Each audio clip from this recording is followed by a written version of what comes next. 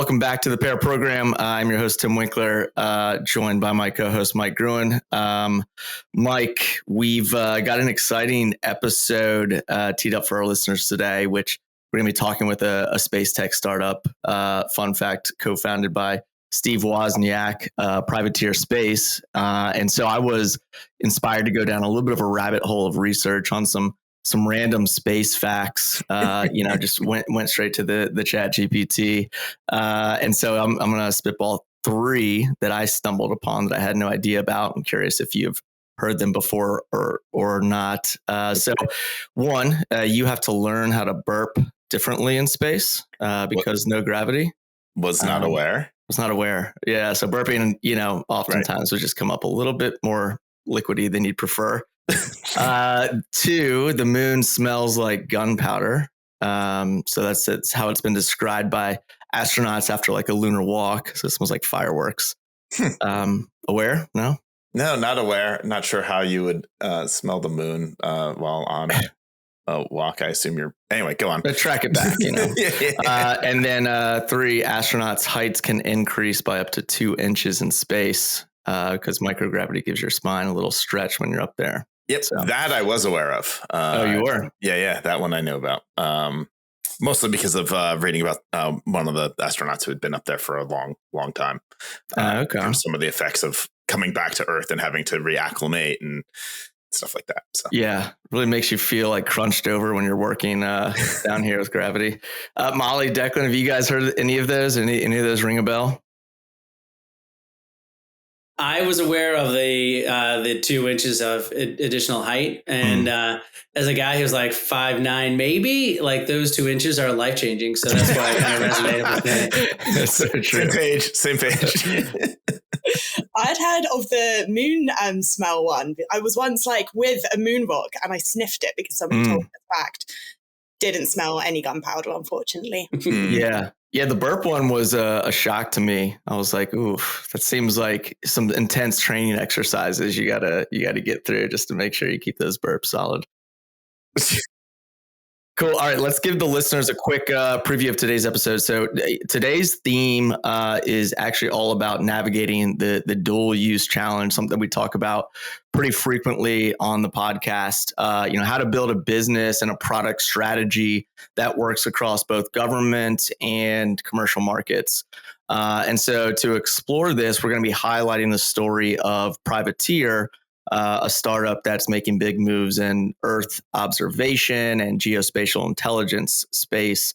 So Privateer is tackling the complexities of dual use by building a roadmap that supports both mission-driven government needs and the speed, flexibility, and the scale that's demanded by commercial customers.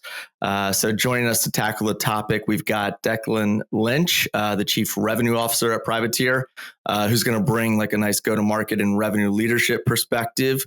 And then we've got Mollie Martin, the Director of Go-to-Market Strategy at Privateer, helping align positioning, pricing, and customer success across other different verticals. So Declan, Mollie, thanks for joining us on the pod. Thanks for having us. Yeah, really great to be here. All right. Now, before we dive in, it's time for our opening segment, Pair Me Up. Here's what we'll go around the room. Spitball, a pairing, 2 things that just kind of work together for you. Mike, you usually lead us off. What do you got? So given that we're starting this, we're actually recording earlier than we usually do in the morning. I went with coffee and Wordle, which is how I start most of my days. Today I had to skip the Wordle, but yeah, coffee and Wordle. I love that. It's a great way to start the day. Yeah, Wordle used to be my go-to, and then Connections stole my heart.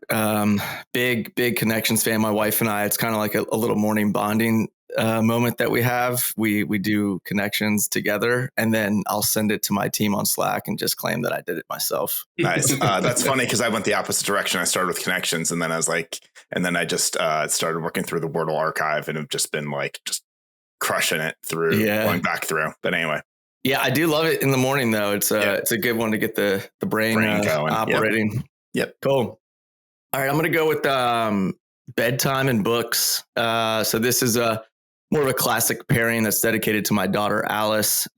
She's 2, and my wife and I have been reading a bedtime story to her just about every single night since she was born. So, I think, my wife's been doing more of the actual like recording of how many books she's read.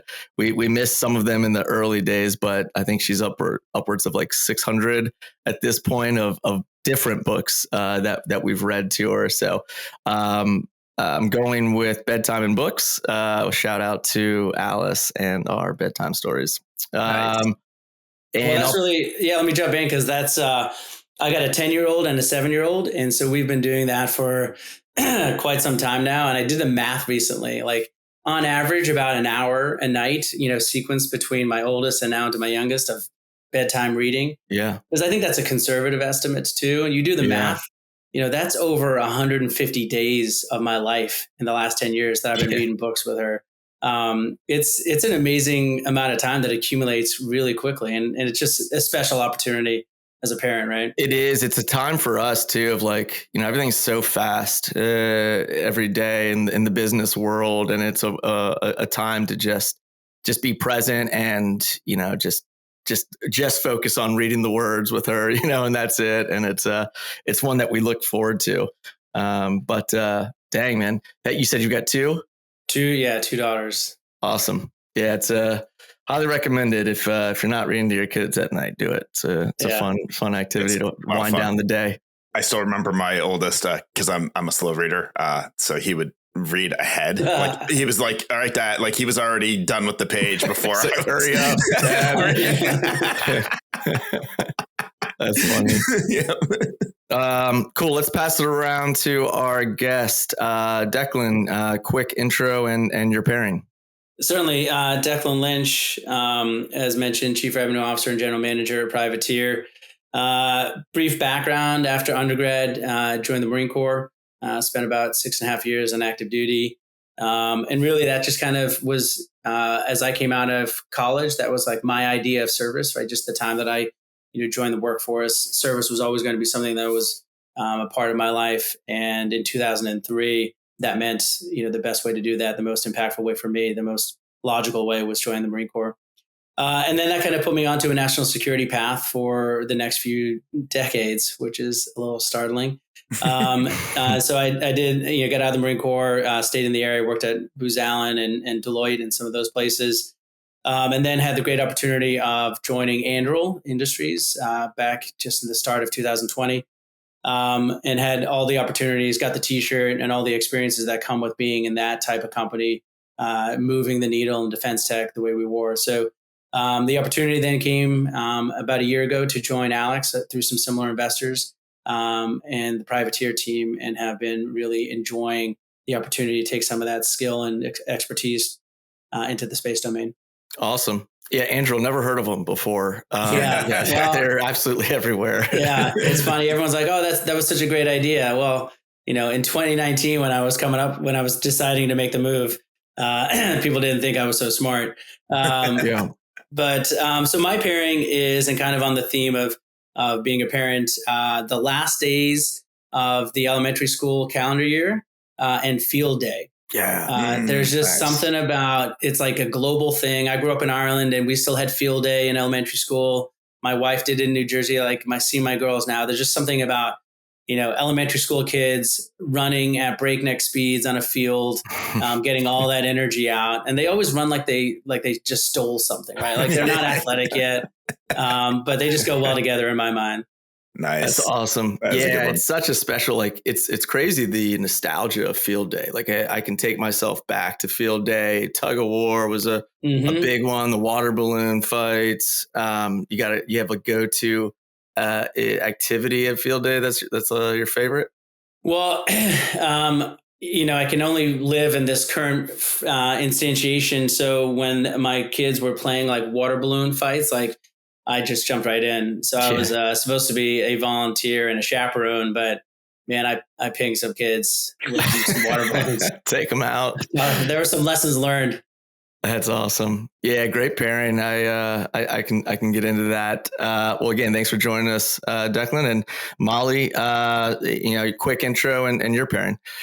Yeah, thanks so much. So Mollie Martin, Director of Go-to-Market Strategy at Privateer. Been in the team now for just over 90 days, joined at the start of March, came from Deloitte, where I was in the Deloitte Ventures team, focused on building out our space tech capability at the time, which was actually where I met the team at Privateer first, a couple of years back, maybe like 18 months ago. And I left that meeting with them being like, one day I would love to work for that company. So very grateful to be here 90 days later.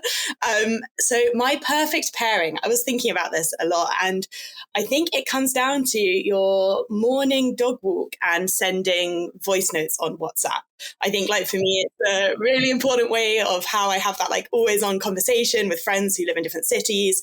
But also I think it is kind of like the modern day water cooler chat maybe, or like popping over somebody's desk and sharing an idea.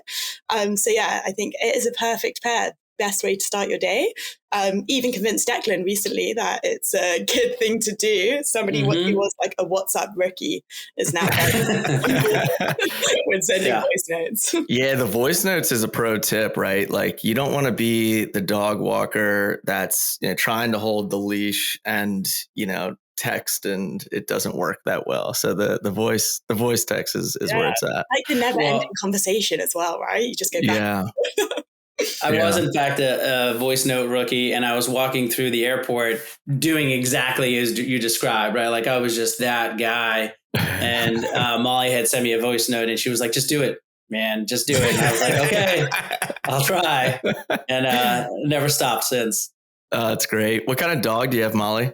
I've got a Cavapoo. He's like nearly 2, so still full of a lot of energy. He's actually asleep by my feet right now, so let's hope he stays that way. Very nice. So yeah, definitely need those walks in the morning to set the pace for the day. I've got a 100-pound Swiss Mountain Dog, so she's just a handful if she doesn't get her walk. So good stuff. All right, love it. Great pairings all around. Excited to jump into the main discussion. So as I mentioned earlier, we are going to be diving into what it really takes to build a successful dual use business, especially in a category as critical as Earth observation, geospatial intelligence. We'll hear a little bit about Privateer's origin story as well. Explore how they're balancing, speed, compliance, and customer needs, and how they adapt those to different audiences, the government and the commercial sector. And I'm intrigued to hear more around, like sales cycles to, product strategy, and even go as deep as like, the team culture, like how that is adapting to, just being a dual use kind of company. So let's jump into it. I'd like to start with you, Declan.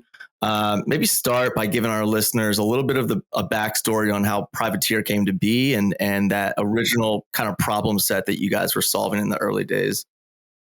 Yeah, no, thanks. Appreciate the tee up. So Steve Wozniak and Alex Fielding, are 2 of our 3 co-founders, Dr. Morbajah as well. They worked together in the early days of Apple and have since kind of, moved on from that into other aspects. Alex in particular, went and did some time with working with NASA and some other early stage startups. And so they reconvened about 4 years ago, really thinking about how do we be good stewards of space with the increased volume of assets going into orbit. Our orbital highways become ever more congested, and what can we do about that? And so they included, partnered up with Dr. Morbajah, who's, leading astrophysicist, to think about how do we understand the domain much better. And so that became the birth of Privateer and our first product called Wayfinder, really for space domain awareness. And so that tool is a graphical representation of all man-made objects on orbit, pulled together from a handful of data sources, some open, some proprietary, but visually depicting what's on orbit. Then also able to do some of the modeling to predict where those orbits will go in the future, 24, 48 hours in advance. And this has a lot of applications, both defense and intelligence, as well as commercial, everything from space traffic management to debris cleanup to insurance customers, as well as some standard anomaly detection for assets in orbit. So that was kind of our founding and the principles that got Alex and Steve and Morba together. Was it, it kind of built with a commercial mindset first or defense first, or, what were some of those early customers that you would say were, kind of what led the charge for you all? No, it's a great question. I think it was really purpose built, right? Like, how do we be good stewards of space? With the idea that like it's an extension of where we are on Earth, that we need to be good stewards of space, and then figuring out, backing into where those customers would be. And so we had some early adopters or early interest from insurance companies and folks that were kind of insuring assets on orbit. We had some early discussions with satellite operators as they looked how to manage their operations for their constellations. And then as well on kind of the federal side from a space traffic management perspective. And so this was something we worked closely with the International Space Station to depict, their location in space. And if you go on to Wayfinder at privateer.com, you'll be able to see exactly the wire diagram of where the ISS is at this current moment and what tests are being done on it at this moment. And so being able to do that and this is public facing, so you can go on our website at this current moment, and any and all people can look and see what's overhead and the metadata associated with all those assets. So it was really like build a product and they will come.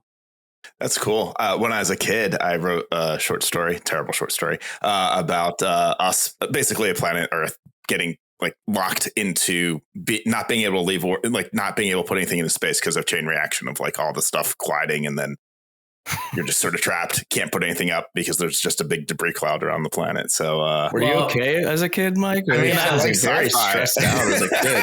I didn't worry about it. It was just a good short story, man. Well, probably because you were slow. Probably because you were a slow reader, but prescient, and maybe it's time to go back into that now. Honestly, I think if I were to look what's going on up there, it would give me a bit of anxiety with the amount of satellites that are being shot up these days. Right? It's very different from back in the day.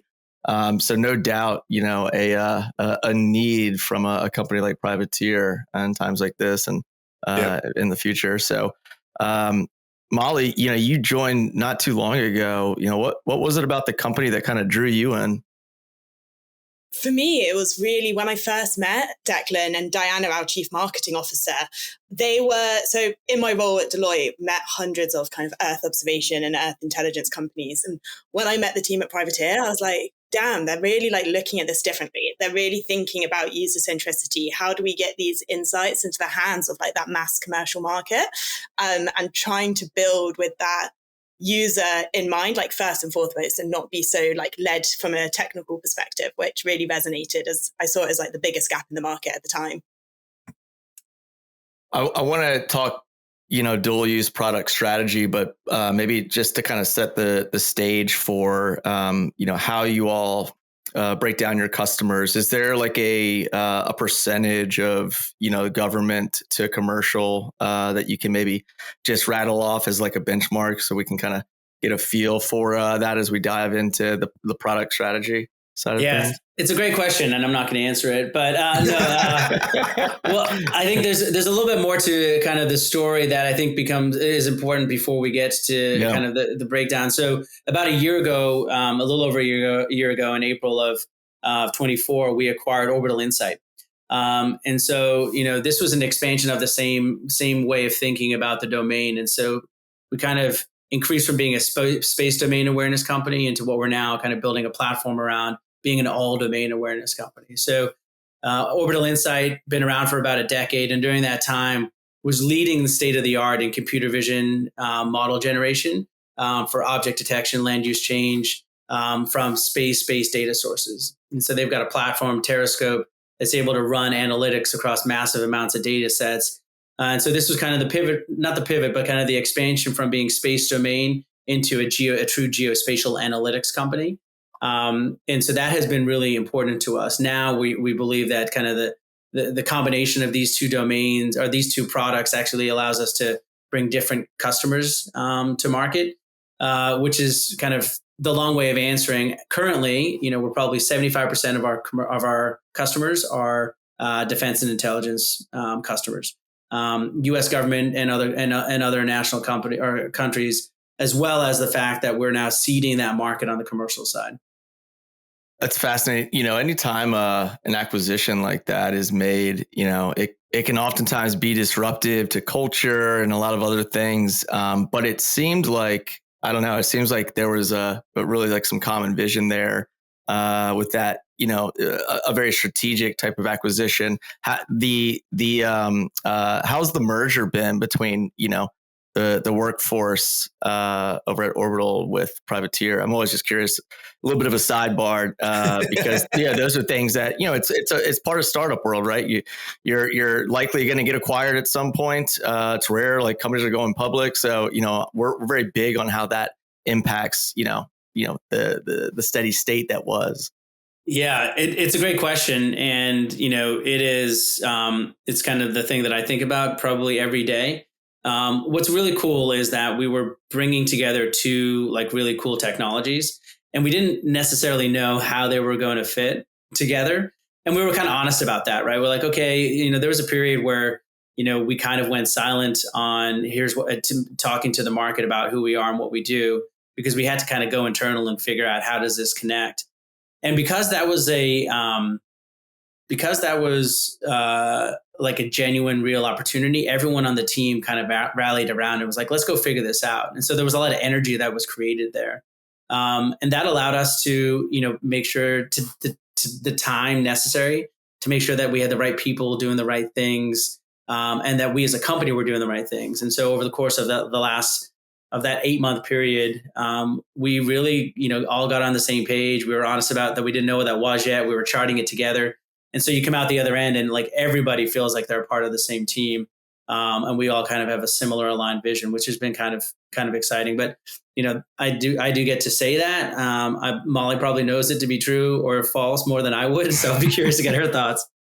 No, I think coming into the company post acquisition, so when I joined, it was coming up to a year, since the acquisition.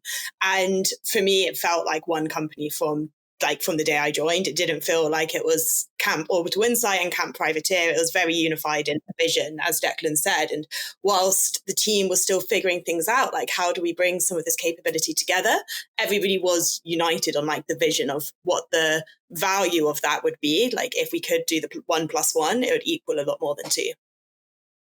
Yeah, that's cool. It's good to hear. I mean, what we'll do is have a follow-up episode in the year and see if your answers have changed at all. No, I'm just joking. Who knows what the company looks like in a year, right? Yeah, we're in that Things phase. move quick. Yeah. Well, let's talk dual use product strategy for a bit. So Declan, I'll start with you as the Chief Revenue Officer. What's the core challenge in designing a product roadmap that's kind of satisfying both government and commercial customers? Yeah, so it kind of builds upon your previous question. So because so much of our current work and our platform build is originally pointed towards defense and intelligence customers, we really need to be super mindful about a couple of things. So how is what we build and how we build it going to have implications for like ITAR and some of those, knowing that our ambition is dual use and to be a commercial and a global company, we have to build with those things in mind now, or else kind of the cost to change later will be exorbitant. And the same is true from a pricing perspective. So we're setting anchors and markers with government customers when we price things that may box us out of specific customers on the commercial side. So, all of that has nothing to do with the actual product, right? Like how do we build a thing that works, that customers find value from? But it's thinking a little bit farther, knowing that we believe that, our business is going to be, I think we're one of the few kind of true dual use capabilities. There's a lot of talk about there, like how is dual use really, really possible?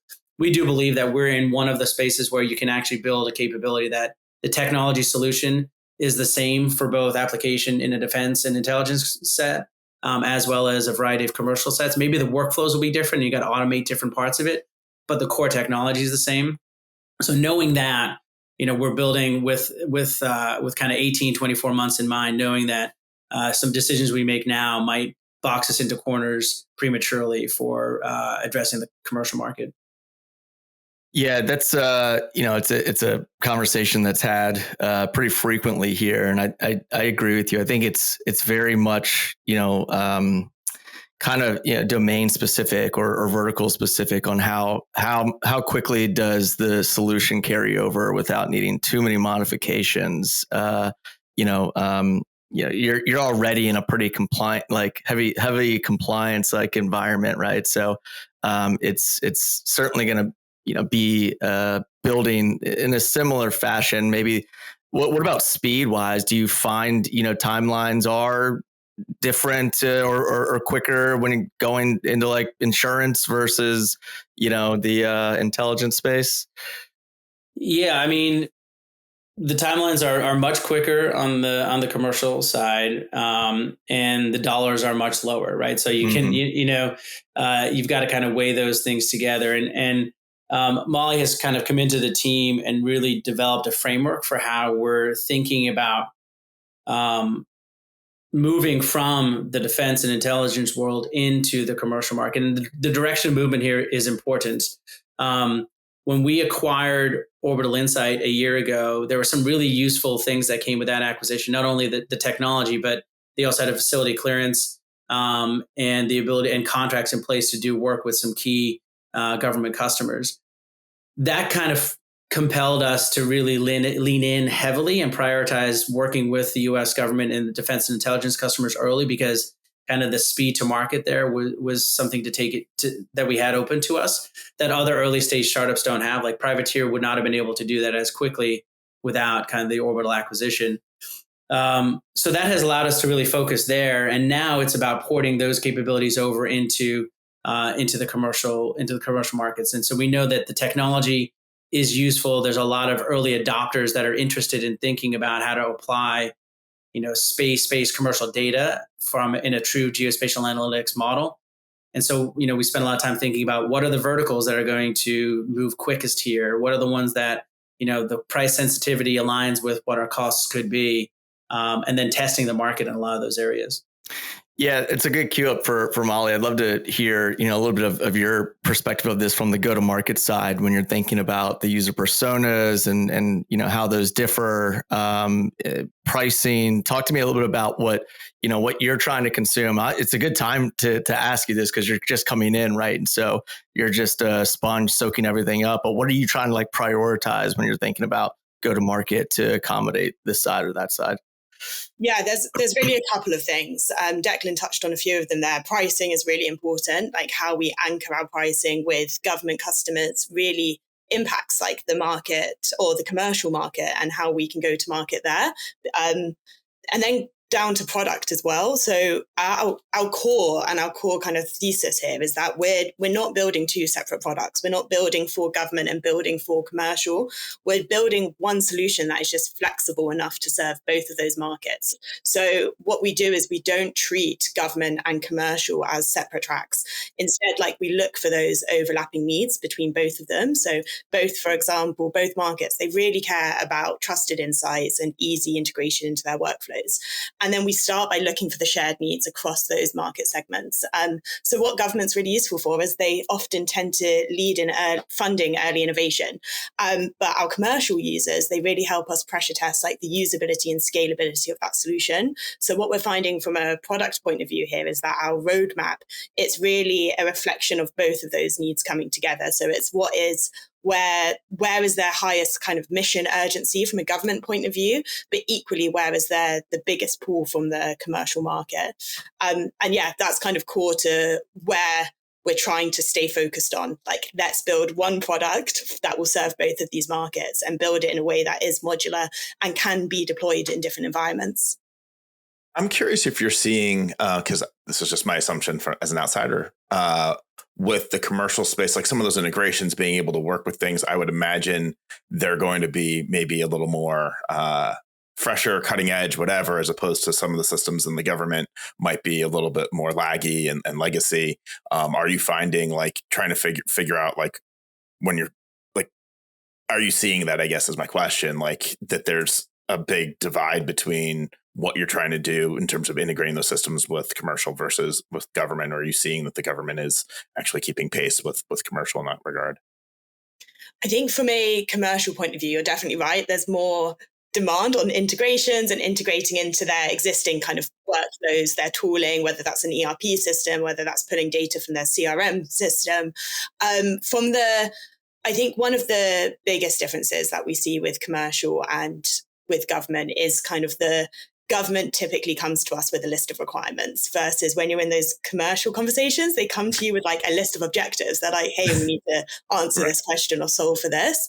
And it's really our job to like tease out therefore like what those requirements are and map them into our product. So I think that's one of the bigger differences and requires a bit of a mindset shift and culture shift from our team's perspective, who for the last kind of 18 months have been focused on selling to government and having these list of requirements, to now being told, hey guys, actually we've got to go and listen for the objectives and kind of what this commercial customer wants to solve for. And we have to go and present to them what we think those requirements look like.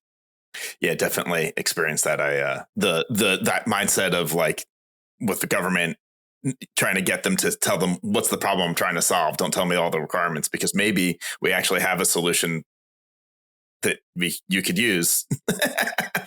But yeah, I think in both scenarios, what is consistent is both customer types have their own data, right? They have a ton of data and they have systems that they're already working on. So for us, it becomes, we need to be really focused in an open architecture kind of philosophy and willing and able to integrate. And that becomes clear on the government side, where they have, a lot of existing programs that we often have to, work within. But then the other part, and Mollie mentioned, and this is something that we're really excited about, is like, there's a lot of corporate data out there. There's a lot of data analytics companies that are doing really cool things with corporate data. Our point of view is that there's not a ton of geospatial information applied to that corporate data. And that's where we think we can play a cool role. Like, we can enrich, the troves of corporate data with, geospatial temporal information sets and get to really much better like business decisions. And so the same architecture applies to one and the other. So we think about that a lot as we select kind of where we're going to go first in terms of market verticals.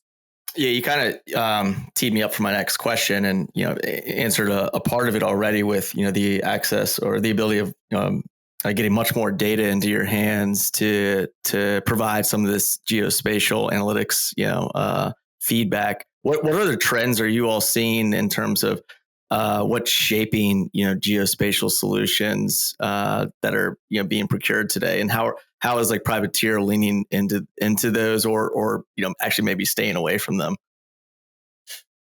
Go ahead, Mollie. Yeah, I was keen to jump in here. I think there's like two trends that I would say like I'm thinking about most in the market, especially where it's like where funding's going, or so you kind of have the satellite operators, the people collecting data. What they've been realizing is actually we need to sell analytics. Selling raw pixels to the commercial market doesn't work. Like, they want insights, not imagery. So we're seeing kind of the satellite operators moving into that space, which arguably is where we play. We play in the analytics layer of the value chain there. And then you've got the other extreme of that market, which is highly vertically specific Earth observation insight solutions. So it might be one platform to tell you about climate risk across your investment portfolio, or a different platform which tells you about your TNFD exposure, etc. And we sit kind of firmly in the middle. When we're not so vertically specific that you're creating like that fragmentation of a tech landscape. If you're a commercial buyer, you're not having to go out and buy 10 different geospatial solutions.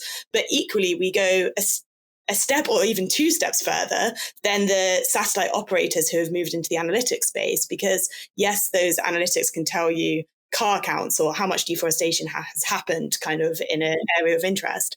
What they're not doing is going that step further, and as Declan mentioned, integrating with your company data to give you the full story or the full answer. They could kind of tell you the what's happening, but not the so what of that question. And I think that's where we sit, is like between those two extremes. We're going further than the what, and we're telling you the so what, but we're not forcing you to have to buy 10 different solutions to answer all of your geospatial use cases across your organization.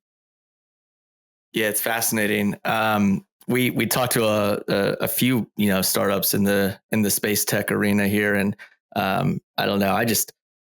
I'm just a sponge with it. I'm just so generally curious on what's happening because it's moving so quickly. To think about where we were, 10 plus years ago, and the amount of opportunities that are being created in this rapid time is really fascinating. Well, go ahead, Declan, if you. Yeah. To that point, right? Like, it seems like everybody has been waiting for like the Earth observation market to like be unlocked, right? And that geospatial analytics is just like right on the cusp of happening. And as like the cost of launch has dropped significantly, the quality of like optics and sensors going into orbit has improved dramatically.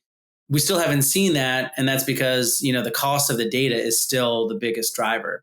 And so as we looked and said, hey, we want to get into this market space, like one of the options was, do we need to like go and put like build our own constellation or acquire a constellation and like break the pricing model? And that seemed hard and expensive. And like other people have been trying to do that, right? So then it came down to, well, how do we play and how do we create value? And so for us, it's really been about automating the workflows for the specific kind of like business use case where you can leverage geospatial data, and then piecing together the right data at the right time. So like you don't always need the highest resolution, low latency data for your business need, right? Like sometimes you can use cheaper data sets along the way, and then only pull that data in, the expensive data in at the critical time. So that's kind of the art and science. And for us, it's about thinking about that problem set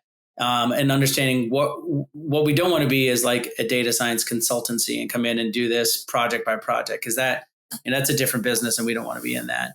So it's saying, hey, what are those workflows that exist in a repeatable manner across an industry? Let's automate that, and then let's see how we can move the needle. Yeah, it's really it's a fascinating model. Smart. Otherwise, I feel like you'd be just chasing the next thing, and part of Mollie, you can probably speak to the consulting stuff. You get pretty exhausted quickly in that type of manner. Yeah, we do not like it. We talk about it a lot. Mollie and myself and some of the other members of the team. Like we don't want to be chasing shiny objects. Like we want to have some conviction about what we think is going to happen, and go put ourselves in that space, put ourselves in position so that when things unlock, like we're ready to move quickly.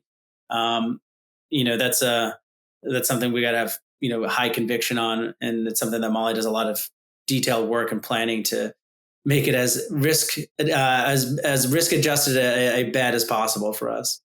I wanted to touch on, scaling, a dual use business, because it's no secret that, sales cycles can be extremely drawn out. This is one of a big talking point that we always cover when talking to dual use companies is, having a diverse revenue stream to be able to sustain if it's going to be a 2, 3, 4, 5 year drawn out sales cycle working with the government. What is, how, I guess, Declan, for you, maybe, how do you align like your internal resources and expectations with the reality that this is, going to be a little bit more of a slower, maybe a more complex kind of sales cycle? Yeah.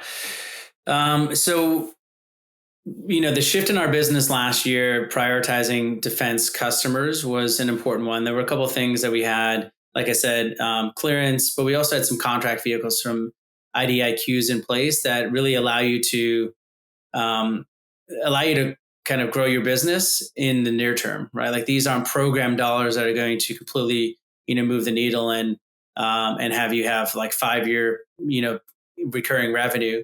But you can do a lot of good work with some of these IDIQs in place and a product that works.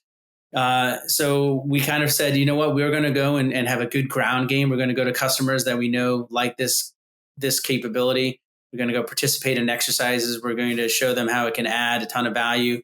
And we're not going to go after like the $50, $100 million contracts. We're going to piece together some $1Z, $2Z million contracts, keep the lights on, and underwrite the future growth of the business, which has been our plan and our philosophy. And so we've been doing that while we're seeding the business. And so Mollie and the rest of our commercial team, have identified, almost a dozen customers there where we're having those discovery calls, because as you mentioned, right, like they come with like a bunch of business objectives. And those things don't move as fast as if we had a product with a bow that fit into a nice box with a bow on it. And we're just not there yet, because while the product exists, it's the workflows that we want to automate.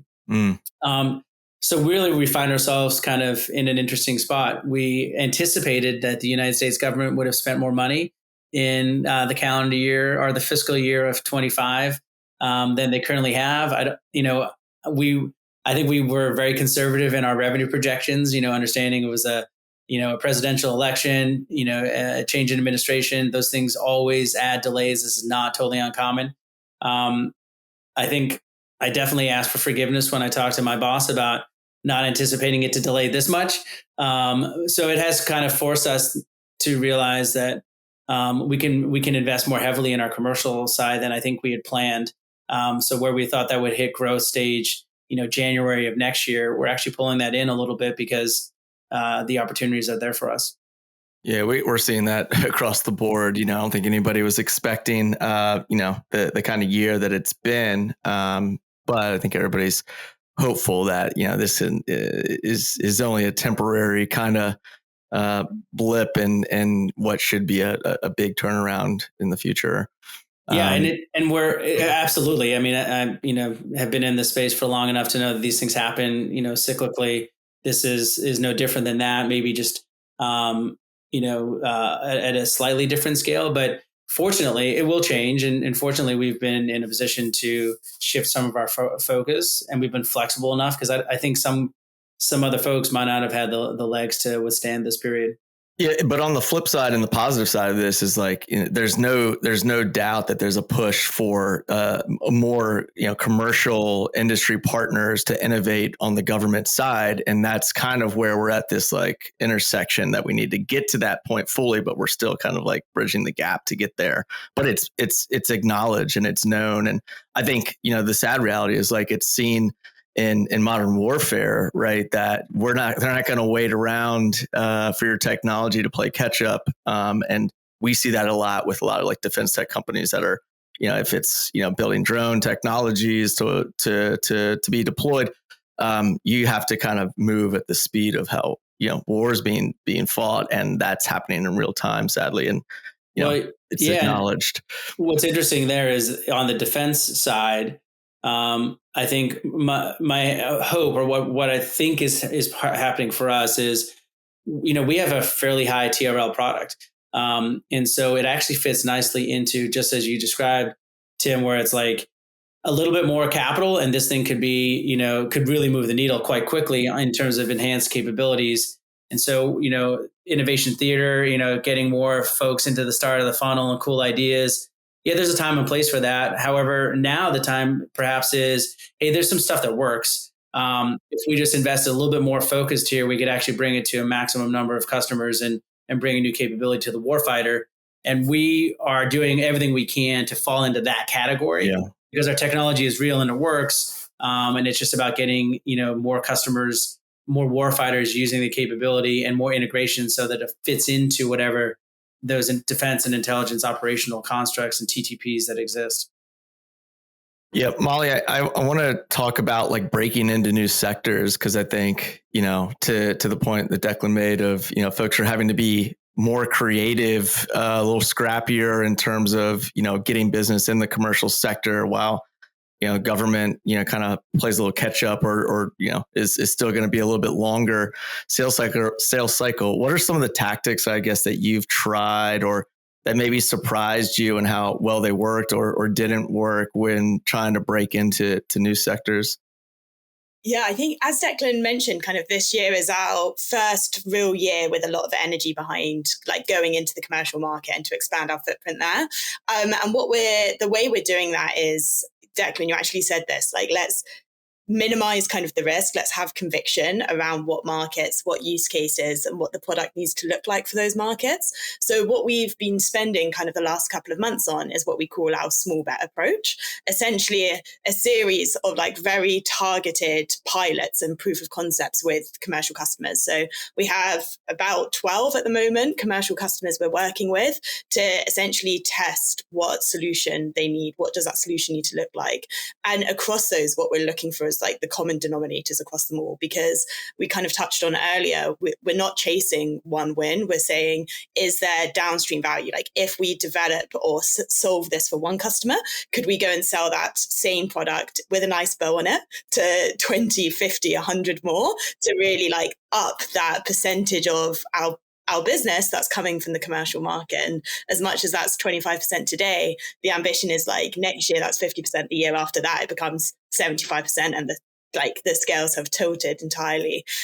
So what this like small bet approach is, it's really about how do we across industries, so across like we're doing this across finance, across insurance, across energy, even local government, so civil government versus the defense and intelligence world, we're looking for where are those really strong signals of market traction, and like answering 3 questions with each of these. Like, what is the urgency? So is there a real pain point this customer is looking to solve? What is their willingness to pay? So are they just curious about what this tech can do for them, or do they actually have budget behind this problem? They might not have budget for our specific solution, but they've ring-fenced budget to go and solve this in their business.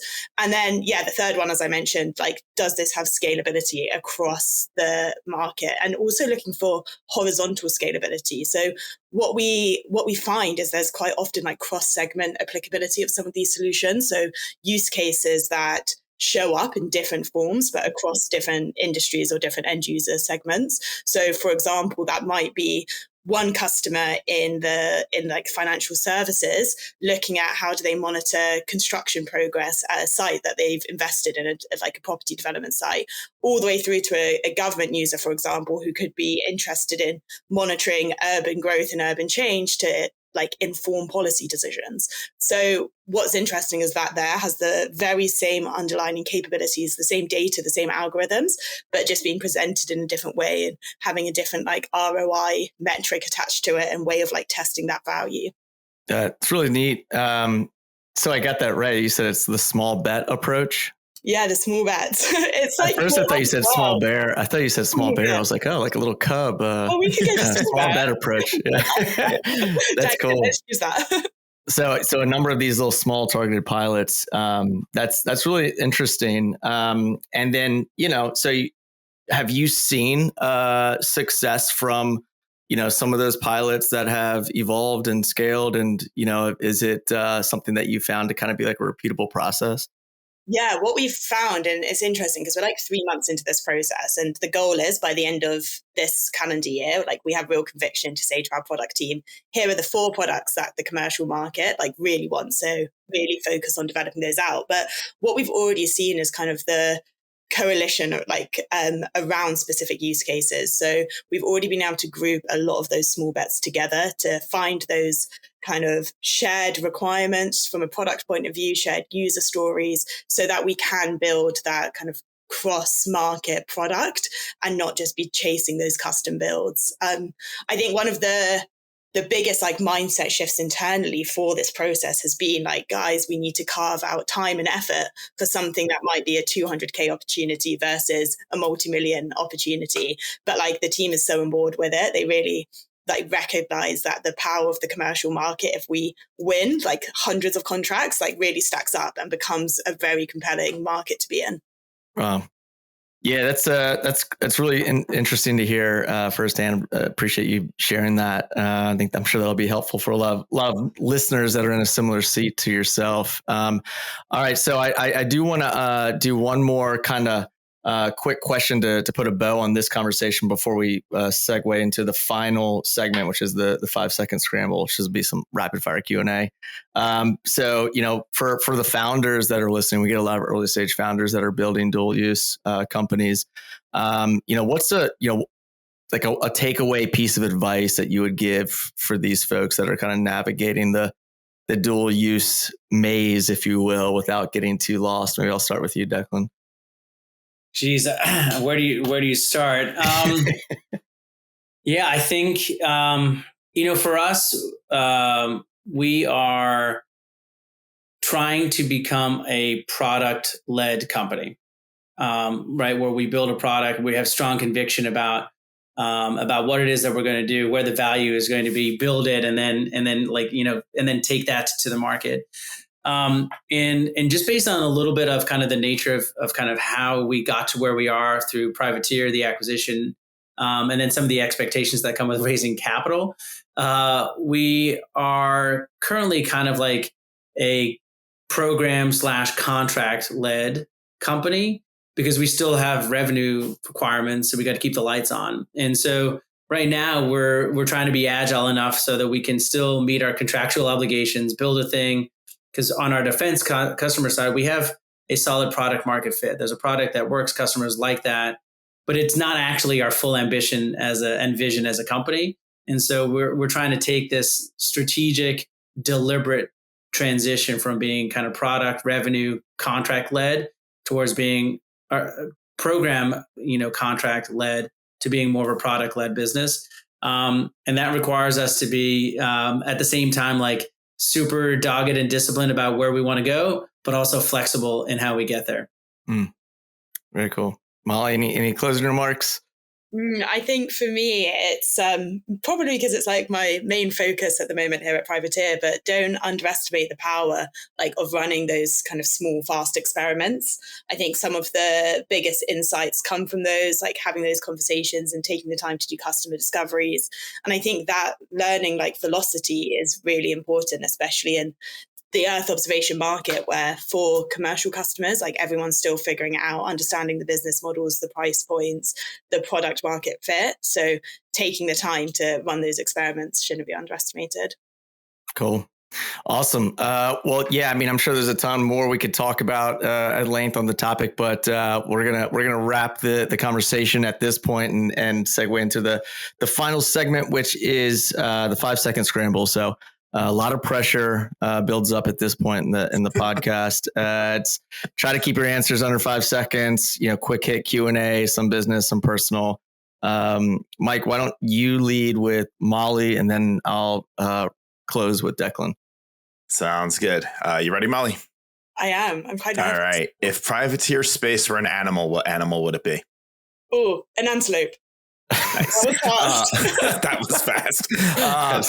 What's a geospatial use case that sort of surprised you, or you think other people might be surprised by? One that I worked on back in my days at Deloitte was being able to count whales from space. We're working with a whale conservation charity, and they were like, "We don't know how many whales there are in the world. Help us." That's pretty cool. That's them nice. To a super interesting research team out in Germany. Cool. I know you're new, but what's your favorite part of the culture there at Privateer? I think Slack channel culture. I didn't have Slack before, and I think it's so fun. There's all these fun channels I keep discovering. Cool. I love it. What was your favorite toy growing up? I loved, it was called Betty Spaghetti. It had all these attachable limbs and fun hair. It was definitely full of BPA plastic, but it was good. What's a charity or cause that's near and dear to you? I recently ran for the London half marathon last year, and I ran that for a charity called Make-A-Wish Foundation, which I think is really important. And last one, what's a surprising hobby of yours? Surprising hobby? Super lame. I love to play the board game Catan. I started it in lockdown with my friends and got hooked ever since. Yep, that's a common family game night game in my house. I have older kids, so that's something to look forward to. Good stuff. Awesome. I have so many follow-on questions from Mollie now. Apparently do it in Slack. You can start a whole Slack channel around it. Well, she knows I hate Slack, so voice note me about it. I will. She's also created a the Privateer mascot, it seems, with the antelope. Yeah. We'll have to run that by our team, but it's a start. Something she's been thinking about that rattled off so quickly. It was great. The speed of that was very concerning. That was very concerning. All right, Declan, let's do it. You ready? No, but let's do it. Pitch Privateer to me as if I was a 5-year-old. There are a lot of things that we're putting into space, more and more so, and it's just like a highway. And the more we know about the traffic lights on the highway, the better we can keep things from bumping into one another. So those cars can do what they're supposed to do. Yeah, it's like one of those bedtime stories, man. You got it down. Yeah, I mean, and it's anything that's an intellectual level of 5 years old, I'm good at it. More than that. Do you have a favorite kind of company core value that you lean into at Privateer? Yeah, I really like, we have kind of this way of thinking about like know more, know better. And I really do think that that's kind of like a good philosophy. Kind of like the more there's a lot of data that's out, there's a lot of information that's out there, being like well informed about what it is that you're trying to do and taking some risks and finding new information is really useful. I did get it wrong because I thought it was know more, be better. Which I've been told actually is a good reflection of who I am. So, what kind of technologist thrives in your environment? Ones that can put order on the chaos, right? Who, we do our best as a business to kind of avoid whiplash. But ultimately, like I said, we're transitioning from a contract revenue, led organization to a product led organization. So keeping those two things in mind, holding those two parts of your brain at the same time is something that we value. What's a charity or corporate philanthropy that's near and dear to you? Yeah, good question. There's an organization called the Phoenix, which is a sober, active community that provides a ton of services to from like mental health and activities, reading groups, yoga, fitness, to folks in early recovery. And I think it's, it brings so many cool options to people who are struggling with addiction in their lives. Cool. Yeah, we'll actually put both of those charities as a plug in the show notes when the episode goes live. Favorite skill set that you learned in the Marine Corps that you find most useful today? It's called the knife hand. And so every Marine kind of knows what it is, but it's like when you're kind of joking around, but like, this means I'm serious, right? Like I'm cutting through whatever it was before. It's slightly aggressive, but not like really threatening of physical violence. And so it's a joke in the Marine Corps, of your knife hand. But I would say it's probably like, something that I keep with me, which is, like we take our work seriously, but we don't take ourselves too seriously. And so that being able to toggle between like, hey, I'm serious, this is an important thing, but we can still joke around about difficult things. I think it allows you to push through some of the challenges that come, whether it's, in the military or just in families or in a corporate setting. Nice. What's the worst fashion trend that you ever followed? There's a fault in the question, which presumes that I know fashion enough to follow the trends. But I will flip it and say, since I'm happily married, I now just wear whatever I get for Christmas and holidays. And I seem to be pretty safe in that. Yeah. And last question. This is just a true or false. Alex Ovechkin's the greatest hockey player that's ever lived. True. As that's a right. No. DC area native, Did you hear that, Mike? What I mean, just a goal scorer I'll go with, but well, if you put into like the things that happened after they won the Stanley Cup, have to put you into a new echelon of human being. So that ranks a lot for me. Yeah.